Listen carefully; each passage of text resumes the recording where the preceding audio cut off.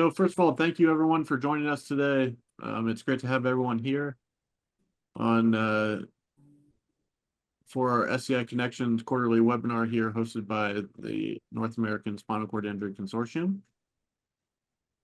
I would like to first acknowledge that today is a holiday, so we appreciate everyone joining on their day off here in the States for Juneteenth. We would like to celebrate the freedom of all individuals, especially those of African American and Black American descent. But we would also like to continue on with our regularly scheduled program because we know we always have a lot to speak on today and in these webinars. But first, we'll talk a little bit about NASCIC and who we are. And then I will hand it over to Barry to talk about SCIRAC, which is our spinal cord injury research advocacy course. And that's the main agenda for today as far as talking about the evaluation and feedback of the course, the response to that and what we've done, as well as the workshop that we are going to get into here going forward. So NASCIC, or the North American Spinal Cord Injury Consortium, was founded in 2018. Membership includes over 60 community-led organizations, 336 individuals with spinal cord injury lived experience, and many more that are partner organizations and groups that have been able to join us further.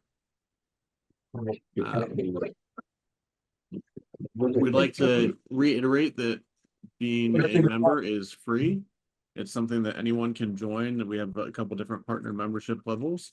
And if you would like to be more involved with the spinal cord injury community, please feel free to scan the QR code or reach out to any of us either on email or after the meeting during our Q&A section. But with that, I will pass it along to Barry to talk about the spinal cord injury research advocacy course. Thanks, Ian. Hello, everybody. It's great to see some familiar faces who we all date back actually to the original course and the development of this course, and I guess our little baby's starting to grow up, and we can see how it's progressed. But more importantly, we've been keeping an eye on things along the way. I should just mention too that if everybody could mute their microphones before we start, that would be great. I know Ian asked for it, but there's a few maybe just joining us as a reminder. Thank you.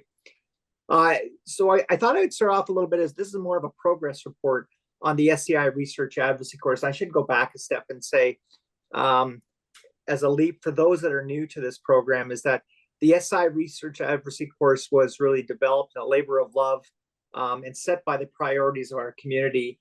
And it really evolved after initially our presentation to the NIH back in 2019, where it was clear that we really defined, not only from our perspective and really the community speaking, that there was a lack of engagement when it came to people with lived experience being involved in the research enterprise. And really all roads led to maybe it was our responsibility to really build that capacity so that we're become better partners. So this led to the creation of the SCI Research Advocacy course. I will speak to it a little bit later, but I wanted to give you a brief update. So currently we have 482 users, 163 graduates. And of those graduates, 49 of them are part of our PED, meaning those are people with lived experience that have identified themselves to be interested in being advocates for SCI research. So they're available. They're out there for you researchers looking for people to recruit to help you with your clinical studies and all the research that you're conducting. Feel free to contact us and we will help connect you with those 49 and growing people. I did want to mention something at the beginning of this is when we started charting the progress of the course and how it was being adopted, we were trying to understand, are we on the right path? And one of the things that we discovered is that any free course that is available, free online course, that the average completion rate for individuals who have registered is only 13%. And I want to let you all know that we're currently trending at 34% of those who are registered. And you'll see with the bar graphs that at the first step, many people, almost 190 people, have registered but haven't started the course yet. So we're also working on ways of giving them reminders, letting them know that they got a whole course ahead of them, that we want to make sure that they kind of refocus, hopefully if they're interested, to go back and do that. So that's part of what the process going forward. So again, a reminder of why we did this and what the benefits of the course are. And we felt that we can increase our knowledge of the research process and current SCI research to better advocate when in the research setting. So really it was giving people a foundation and frankly confidence that they're not all caught up in a different world where they speak a different language, not even just in the neurosciences side, but even the quality of life research and how they're approaching it. They can feel part of the process and not be intimidated by it. So we wanted them to increase their knowledge of biology of an SCI and various secondary complications. Many of us talk about it, and a lot of it's through lived experience over years, but we thought, why not get this information up front in front of people? And it's funny, when we were doing this and started to conduct this, the amount of people that had a spinal cord injury that were never really told what has happened to them biologically, meaning, you know, you've broken your neck or you've broken your back, you have a spinal cord injury, and that's kind of the end of it.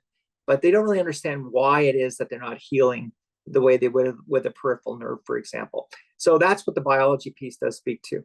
And then we, of course, upon completion of the course, we really encourage people with lived experience to be joining our project engagement database, so that of the 49 that I mentioned earlier, these people are making themselves and identifying themselves to be available to be an advisor and a study participant.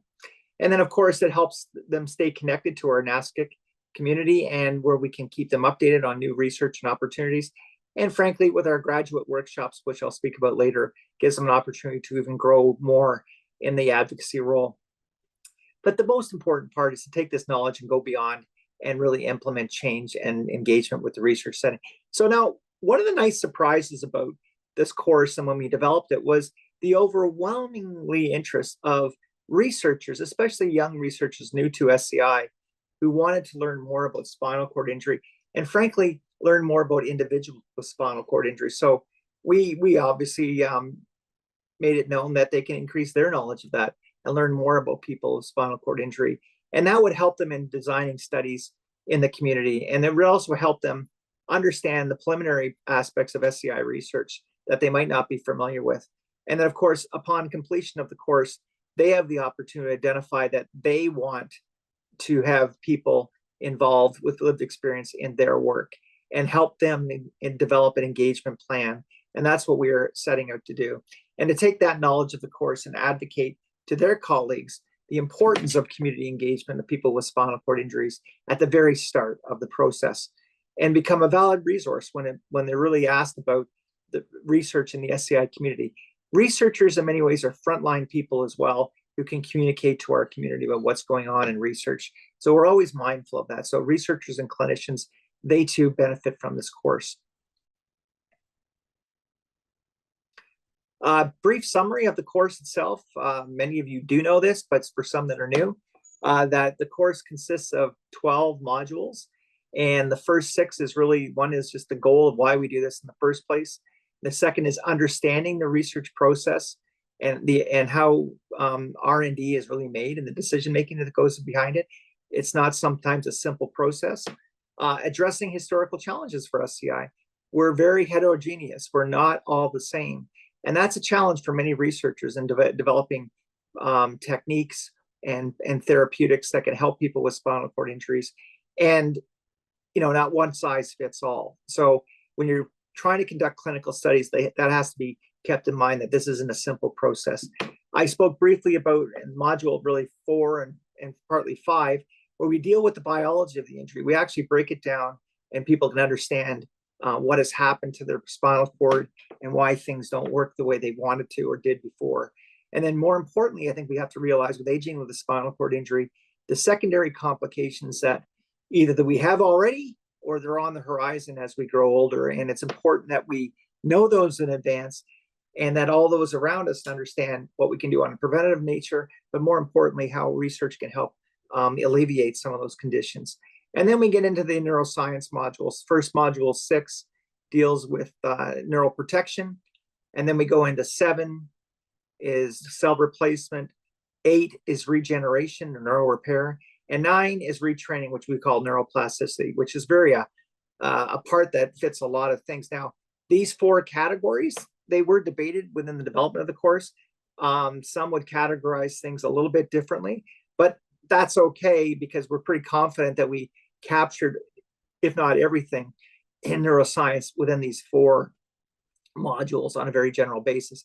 I do have to remind everybody that this course is written in lay language. It's designed for non-scientists, a non-PhD to follow along. It does get a little hard in some sections, only because frankly, it's neuroscience. You can only simplify things so much. At some point, you have to understand that we have to give you the straight goods on what's going on, but we do provide glossaries so people can understand the verbiage. And a reminder too that after every module, there is a 70% pass quiz that we align. Of course, you can't advance until the next module unless you pass the quiz, but that's designed really to help people focus in on the material that's at hand. And if they have to rewrite the quiz, it doesn't take too much to go back and do that. And then finally, in module 10, we deal with the quality of life research, which is massive. You're dealing with, this is getting outside of, quote, the neuroscience side of things, but looking at quality of life, psychosocial, exercise, nutrition, all those important things of our daily living that has to be researched to create best practices going forward. So we do have a role in that area of research as well, of course. And then module 11, we frankly made that for the researchers. It's the SCI 101, and it's the stuff that you don't get in a textbook. It's really learning about the daily living of someone with a spinal cord injury.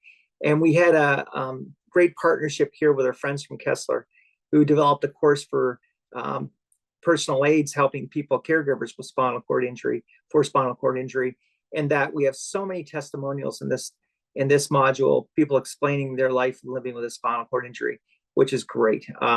And I think very, very enriching and informative for people that just don't know what life is like with a spinal cord injury. And finally, module 12, this is the part where we really summarize things and press upon people that they have an opportunity now to advocate if they so choose. And if they do so choose, they can join our PED program that we've discussed earlier.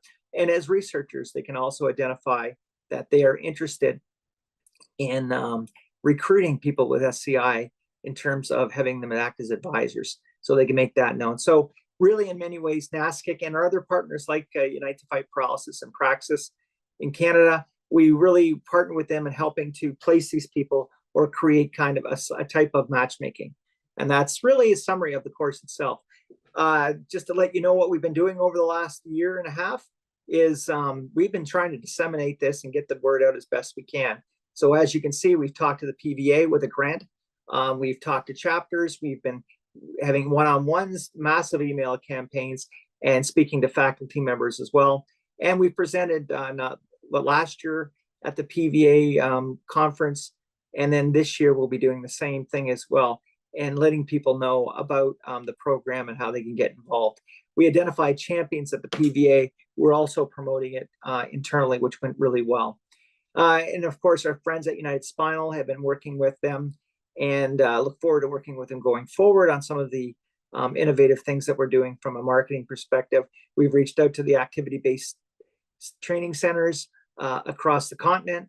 We've had a great opportunity to conduct a webinar with the Christopher Dana Reeve Foundation.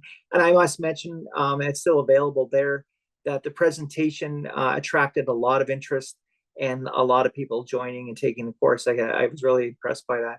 And we had the same opportunity to speak to the model centers at their biannual meetings, and gave a presentation to all of them, and so that they can share that with their people back home, their model centers. And then the next section is really, as we went on, I just talked briefly about the PVA and what we're doing and where we're going with that. And of course, the social media dissemination. We continue on constantly posting. We're in Facebook groups, and we're even involved in Reddit now, trying to get the word out and people to understand that this course is available, and it's an opportunity to take a free course to enrich themselves in SCI research and really become advocates if they want. We created a great partnership with the Praxis Spinal Cord Institute in Canada. So frankly, Praxis is responsible for everything north of the 49th parallel.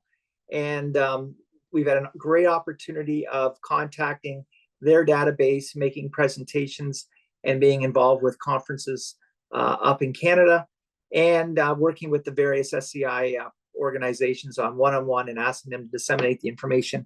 And recently, there was what they call a SPORE grant in the province of Ontario. We were granted to assist, and we're working with a group out of the University of Toronto to help us disseminate the information and getting this information out to all the various stakeholders, not only in the province of Ontario, but throughout the country as well. So we'd have our Canadian version of model centers, which are the major resource rehab centers in each province, as well as the trauma centers. And then anywhere where people with spinal cord injury may have passed through or are connected to. So the dissemination strategy just continues on, and we do not stop. Josh or Jacob, you have your microphone on. Might want to turn that off. Okay. And then where we are right now is this is just an example of the type of dissemination email that we do send out. And we have what we call a toolkit that, Jacob, your microphone's on. We have these toolkits that are designed to help others disseminate the information if we could. So that's what we're currently in the middle of doing right now, and we haven't stopped. Now, one thing that we did at the very beginning of this program is we wanted to make sure that this course that we created was evaluated, because with this evaluation, we can know how to make this program better. And I have to say it was a great investment. I must say that the evaluation is still going on, and the data is still being figured out and looked at and analyzed as well. But I wanted to give you a brief summary of some of the data that was released that really, from a gender point of view, given the focus of this was a program called the HES Graduate Research Day that our researcher and PhD candidate Emily Giroux had conducted and did produced sort of a pre-course survey to the group, and where she explained that we had 196 participants at the time who completed the pre-course survey, and of which many of them, 55%, were researchers and clinicians. 30 were men, 78 were women.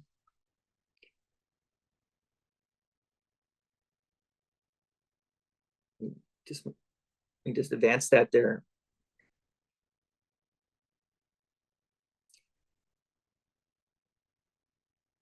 And they immediately took the course and completed it after the first module. And then above that, not a bad rate of 50 participants completed the pre-course, post-course survey. And that's where we started to get the analysis of things that we learned about it. And you can see that the breakdown of the 24 of these participants were researchers and clinicians. 6 were men, 16 were women, and 1 did not disclose. Okay. Going to the next one. There we go. All right, this is an example of the survey question. So you would not know to see this if you didn't take the survey, but we wanted to show you the kind of questions that were asked. And really it was, I want to partner with researchers, users in my role. So this is to a researcher, and this is the answer that we got, and you see how the numbers were rated that way. And that's how we established as an example of the survey question. Next slide.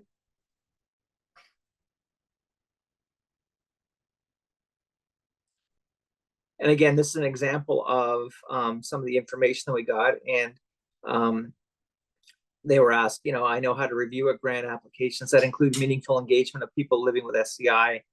And you can see how these are the responses. I want to review grant applications. And again, the responses are there. I'm confident in my ability to review grant applications. And this is going to the people living with SCI. And I see value in the benefits of partnering with researchers and research users in my role. And then there again, a high rate out of that number. Next slide. So in terms of the next steps of the evaluation, with the examples of what to look at, we wanted to consider the intersectionality and aspects of people identities and are not independent from one another. So was the course more effective for men with paraplegia versus women with paraplegia, for example? Was the course more effective with white men or non-white females? So these are the type of questions that we're going to be teasing out over the next little while. And of course, the variables involved are age, sex, gender, race, level of education, country they live in, number of people, where they live, urban versus rural, the year of the spinal cord injury, which I think is always important, level of injury, severity of injury, and of course, role to a person with a spinal cord injury. So what is their intersexuality or their relationship, so to speak? These are all variables that we look at. So here's an example of the information that we got back. This was a really great course. Even though I have a family member with spinal cord injury, I am a researcher working with individuals with SCI. I learned a lot and feel a lot more confident in my understanding of the material, which is great. Not all the modules were relevant to everyone. Create a core set of modules, then optional modules based on interest. Keep that in mind, folks. I would love if the course allowed you to jump around into different sections. Having the glossary tab was useful. I really appreciate the format of the course as several short videos with lots of visuals, so they like that part of it. And this would be excellent if we could share module 11 with coworkers, so like a one-off like that. So it was interesting because this validated some of the anecdotal information we were getting back from everybody about the course. And it's funny, some of the people in this call right now were part of the working group that developed the course. And in the early days, these kind of questions were being bounced around, and we did land on developing a course that was the full course that takes approximately 6 hours to complete, and then they would only have to go through the whole course to obtain certification. So after a solid 6 to 8 months, we started rethinking the course a little bit and realizing, is there another way that we can help move the course out there? So next slide.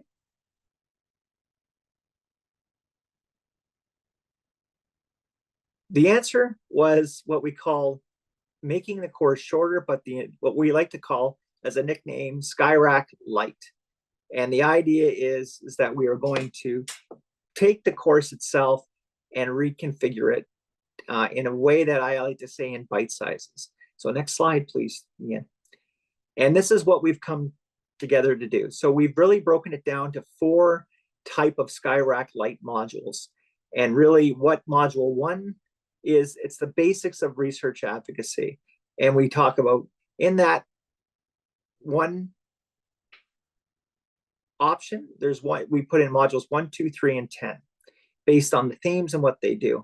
And what we do with each of these, and this is how the marketing materials will go out, we will actually suggest who would benefit from the module, who is the audience. Now, it does cross-section quite a bit, but some might be geared towards researchers and clinicians, and some might be to people that are really interested with lived experience, but want to know a lot about neuroscience, and some just want to understand their injury. So we try to recommend that who is the most, the group that would probably benefit from the most or want to go towards these modules, and suggest it, but anybody can do what they want. Module 2, we put in modules 4 and 5, which is the biology. Oops, I lost it. And then we have module 3, and you'll see module 4, which is a standalone for researchers themselves. And these all give the people the opportunity. Sorry, I guess I'm getting ahead of my slides here.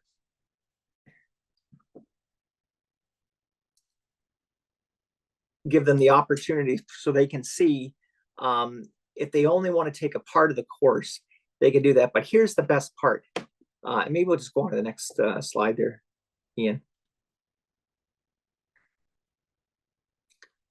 Part of the next course is that they can take these one-off SCI Light pieces, but by doing that, they can still receive credit for taking them as long as they go back and take the quiz. So when some people ask about, can they just transport one of the items out? Yes, they can. All we do is require everybody has to join and become a NASCIC member. It's free, but it's important that we understand the demographics and the people that are joining and taking the course, and giving them the opportunity so we can track some of this data. But they now can take the course in bite sizes. And if they decide they want to inch into the course and not take the whole thing at once, they can still receive credit for the modules that they've watched. And therefore, that 6 hours can be chopped up into 4 or 5 pieces over time. And then with that time, they can then eventually become certified if they want. But if they don't want to, that's fine. I think we've heard overwhelmingly that there was great resources throughout the whole course, but taking a whole course might not be the thing for everybody. So we listened to the community, we adapted to it. And what I really enjoyed about the evaluation is it validated some of our key decision makers who are looking at this course months and months before we got the evaluation, saying almost verbatim exactly the same thing. So it was great to hear back. And more importantly, as we always said in developing the course, we've always been listening to the community, because there's no point in building something in a vacuum that no one's going to watch or do. So we thought we'd always keep that in mind as our mantra, and we've stood by it. And what we've also done is created a short video that is available. And I want to just give you a preview of that. We can do that right now. This should be ready to go, and we will show you this right now.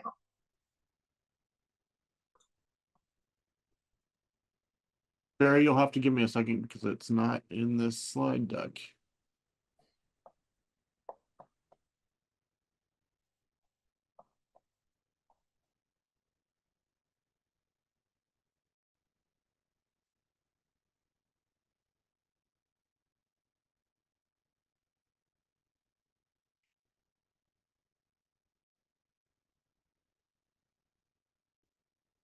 One thing I should mention too, that we are still in the midst of creating a French and Spanish version. We now have all the transcripts in, and the question now we just have to put it towards production. So we are moving towards a completely French and Spanish translated course as well for everybody to watch. Okay, well, when we re-release the course, we'll let everybody see the video, and it's really just a 3-minute introduction to the course and our new version of Skyrack Lite, so that it's an easy way to people really understand the course and work with it that way. So after this webinar today, everybody will get a link within a few days of the playback if they want to see it in an edited version, and then the video itself will be embedded with that, so they can watch it on their own. And please, more importantly, we want people to share this course. So maybe just go to the next slide there, Ian. One thing we promised to do throughout this journey of learning and becoming an advocate is once people do graduate from the course, we want them to also to really further their skill set and confidence in being advocates and working with really others who have spent a lot of time in this area or have a lot to share in how they can develop that. And so we had one graduate workshop of I think approximately 6 weeks ago, went very well. And for those people that have graduated from the course, they're eligible to the next workshop as well, which is scheduled for July 17th, 3 p.m. Eastern Daylight Time. And the title of that one will be Planning for Effective Engagement. And really after this, feel free for those graduates to register for this. And it's a great course, great workshop where it's interactive, but you'll get a presentation from our friend John Chernesky, who's going to walk us through what an engagement plan looks like, but more importantly, planning and effective engagement. So this is really for both sides, researchers, but more importantly, people with lived experience to understand what they would deem as an effective engagement strategy. But I don't want to steal the fire from there, and you'll hear more about that on the 17th. So I encourage everybody to register for that course and feel free to join. It'd be great to have you. Well, that's the end of my presentation. Look at that, Barry stopped within 33 minutes. That's something's wrong here. But I really want to give all of you an opportunity to ask questions, and hopefully we can answer those questions and go from there if that's at all possible.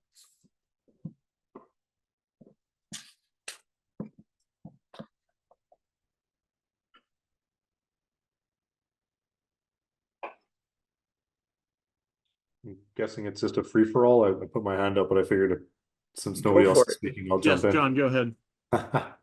Thanks. I'm wondering, Barry, obviously we're seeing an increased demand for persons with lived experience to be partners on research projects. More and more funders are demanding it, and lots of researchers are seeing the value in it and then are reaching out to folks. But, you know, I think one of the things I've always thought about with this course is how do we create opportunities for people to employ the skills that they've learned through doing this course. So I'm just wondering what your thoughts are, plans are, initiatives that you've already started on helping people. You know, obviously NASCIC does the project partnership database and helps to match people up, but are there any other sort of ideas that you've got or that you're working on in how we can create opportunities for more persons with spinal cord injury to employ the skills they've learned by taking the course?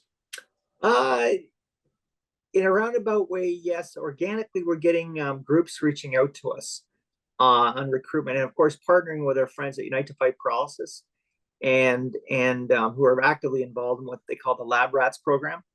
That's been helpful. They have their own forum too, and so we're working on how we can absolutely work together on that. And I don't want to name the there's 2 institutions that have actually reached out and want to learn more about how they can better engage and do it that way. So John, it's starting, but that's probably a good part of where the focus could shift now that we've really created this bedrock of knowledge, we think.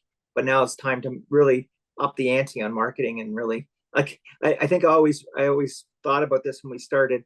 We got to market the program, but we also got to create fertile ground to receive the program, because you know, if you don't have a market, it's hard to sell it, right? So you're right, it's a bit of both and trying to encourage that. Barry, I was able to find the video, so we can go ahead and play that. Sure. You want to talk by cue it up?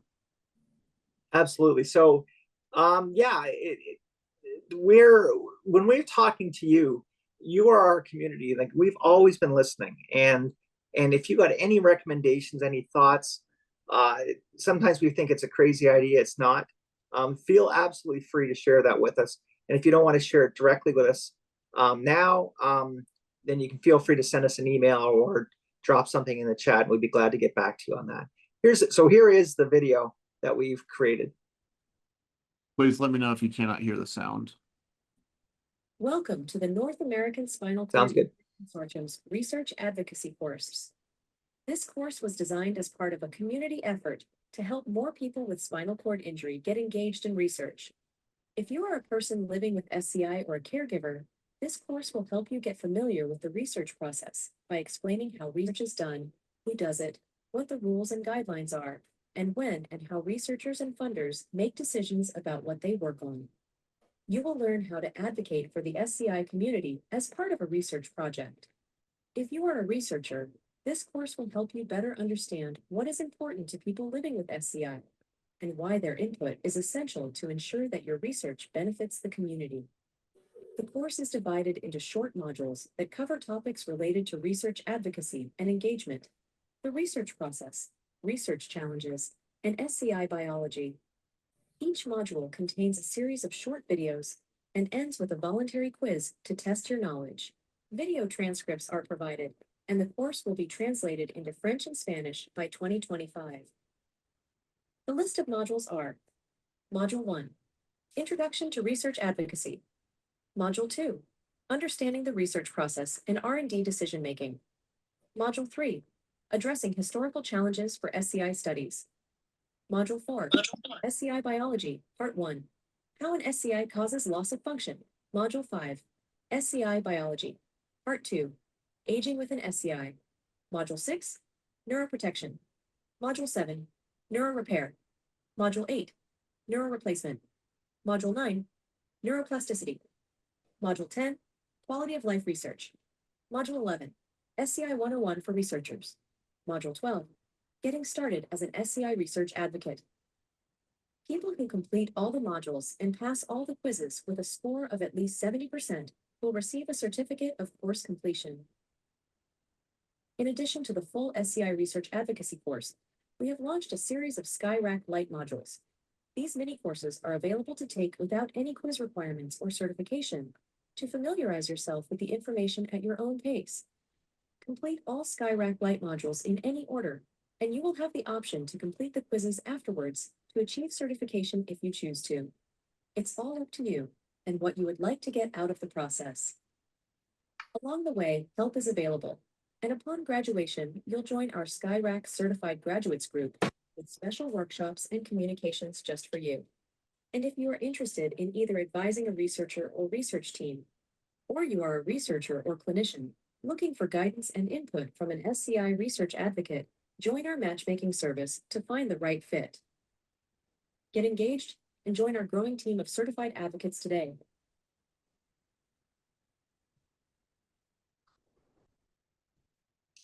Thanks, Ian.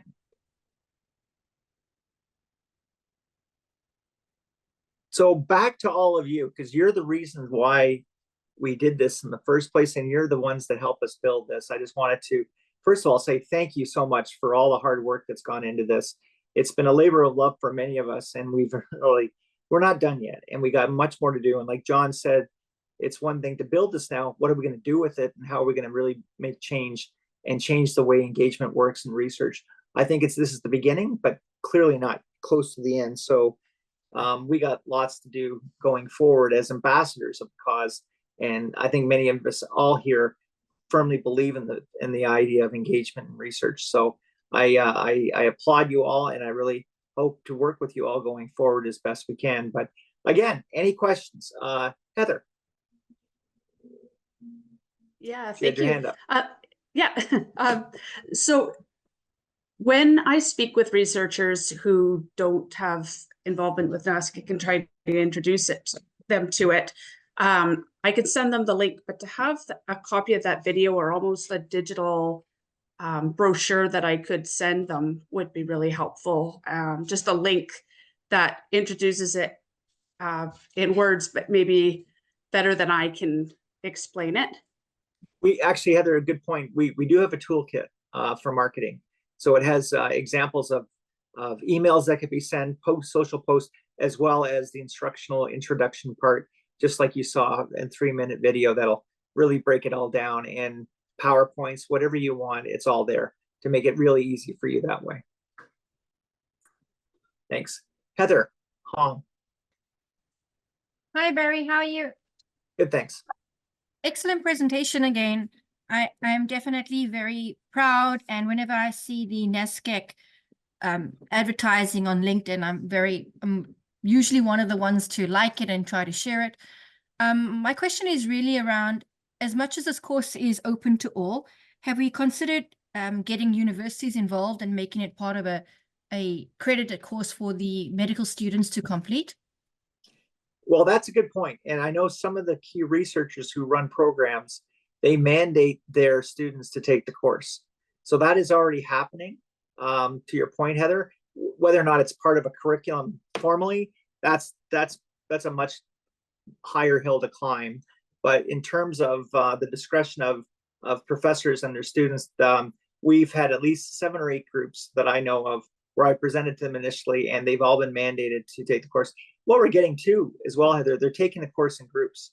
And that's one of the options that we're looking at going forward, is the idea of doing, frankly, proctored sessions where, hey, this Saturday we're doing the course. We'll be available to come in. We're there for you if you want to contact us in real time and help you through the course.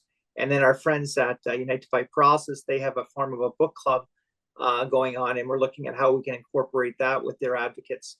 Our course, they have Don't Call It a Miracle as a book that they're studying, but this course is sort of the next level, or the same level in a different way, of a way we can help really build that capacity. Yeah, excellent. Because basically what you're saying is like what do you call it, a book club of each of the models. Yep. Yeah, you got it. And let people discuss it. I'll go Art and then Christian. Art. Hey, Barry. I hate to sound really cynical, but sometimes I kind of keep wondering, why should I bother getting involved with research when the researchers don't seem to want to get involved with my injury type? I mean, I have a non-traumatic injury, and in 14 years of being injured, I can count on one hand the number of studies that mention ischemic injuries or that don't have traumatic injury as a qualifying requirement. Good question, Art. And I can tell you, they don't give a shit about me. well, the only way you're going to make changes if you make them give a shit about you. And that's what advocacy does. For many years, Art, we weren't even at the table. We weren't even at the table, and everybody was focusing on one endpoint, mobility. That's it.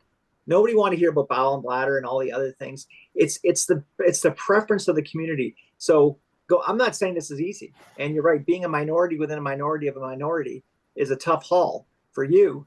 But I do know that they're starting to change and expanding into non-traumatic right now. That's it's beginning. They're talking about it because they're sure as heck incorporating you as a statistic where they didn't do that before in terms of building their database. Barry, can I just add to that? Art, we definitely want to know more. We want to know more. In fact, there have been a few more studies coming out specifically focused on non-traumatic spinal cord injury. And definitely we would like to hear more from you. Okay. What's the best way to do that? Well, Heather, why don't you connect with Art? You want us Yeah. to connect? There Yeah, you go. Art, I will send you my email and then we can connect. Okay, that sounds great. Thank you. You're welcome. Good stuff. Thanks, Heather. Christian. Yeah. Hi, Barry and Ian. Thank you so much for your work. I graduated the advocacy course many months ago, and I was not aware after scouring that website of the matchmaking service, nor was I aware of any post-graduation workshops that I have available for my furthering education and broadening networking contacts and so forth. Is there a way that you can point us, please, to A, the toolkits that you mentioned, and B, what part of the website is guiding us to the next steps after the SCI advocacy graduation course? I think that's a good point. When did you look last, Christian? Maybe a couple of months ago. I think I Yeah, graduated about 4 months ago. I know now at the end of the course, it's much more highlighted in terms of those options. But in back to your point, if you just want to go back to the website, I can't confirm if the changes have been made that we recommended, but I will follow up on that right away. And as soon as they are, if they haven't been already, I'll send you the link to all of that too. But I know that was a concern made a few months ago as well. We tried to address it. Thank you so much, Barry. Thank you. Good comment.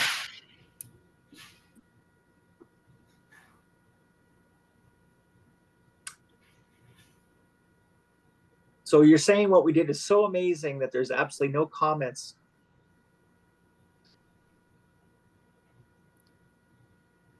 Well, I really do want you all to know that we try to incorporate your voice everywhere we can.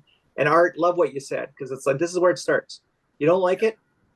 I'm glad you're voicing your opinion. Doing nothing doesn't help anybody with all of us. So we have to, what's that old expression? If you're not part of the solution, you're part of the problem. So we have to kind of find our way in through this. And it's tough work. And we're trying to really, frankly, weaponize people with research and knowledge so they can go in and muck it up a little bit, Art, so we can make some change. Yeah. I know I helped with some of the early course review stuff. I'm not sure whether I actually officially graduated or not. That's all right. Actually do the course, but it's kind of like I did bits and pieces of it as they came out with the modules and saying review this or whatever. But I'm not well, now sure you can go back and do it in bite sizes. It's all made right. up. Okay. Perfect. Thanks. Thank you. Hey, Barry, it's Claudia Garofalo. Hi, Claudia. Hi, I'm on my phone and I don't know how to raise my hand. Sorry. But I just wanted to say, as a graduate, I thought it was incredibly helpful and educational to me.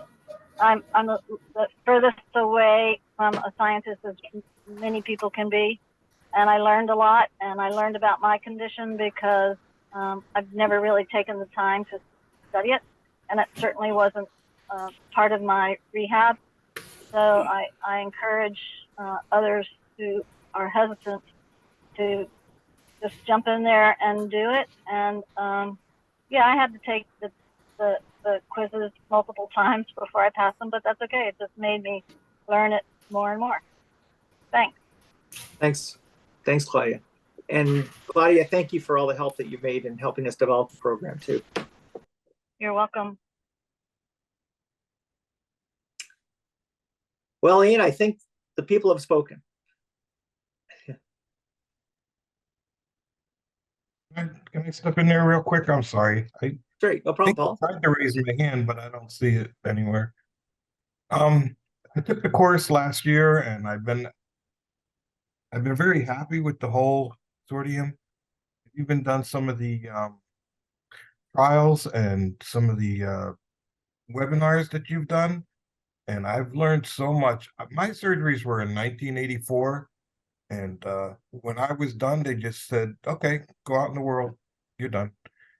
And I've learned more in the past year working with your group than I have since my first initial injuries. But the only time I see when there's a meeting or a webinar is if I get emailed. I don't see an event schedule calendar on your website. That would be nice if you could add something like that. Good point. Because there's a lot coming up. So yes, we'll do that. Paul, thank you very much for that recommendation. That's fantastic. Fantastic. I know sometimes everyone gets inundated with too many emails and that it can be a challenge to stay up on everything. And if the event schedule could have links to register for the various things coming up, that would be awesome too. Excellent.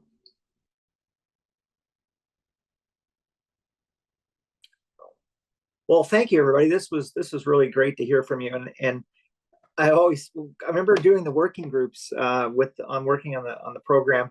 I go in with an agenda and then have to rip it up and come out and say, I learned more than I ever thought I would by listening to all these smart people. And that was really great. It's really all of you that drive this thing. It's not just one or two people. All of you. All we're trying to do is gather that information and focus it in a positive direction to make it work. So for that, I applaud all of you. You guys are amazing. You are our leaders.